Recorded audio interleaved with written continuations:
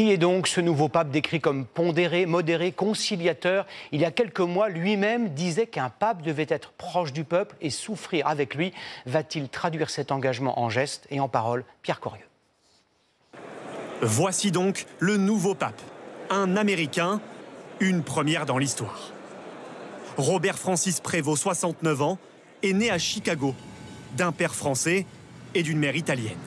Ce soir aux États-Unis, de nombreux Américains se réjouissent de son élection. Je l'ai annoncé aux gens, ils ont applaudi, ils étaient très contents. Il passe une grande partie de sa carrière au Pérou. Il est le président de la Commission pontificale pour l'Amérique latine jusqu'en 2023. Un poste qui lui permet d'avoir des liens privilégiés avec la hiérarchie catholique dans la partie du monde qui compte le plus grand nombre de fidèles. L'élection du cardinal Prévost manifeste la volonté de poursuivre les ponts entre le nord et le sud.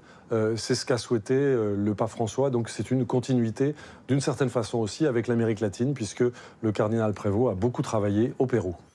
Le cardinal américain prend une autre dimension le 30 janvier 2023.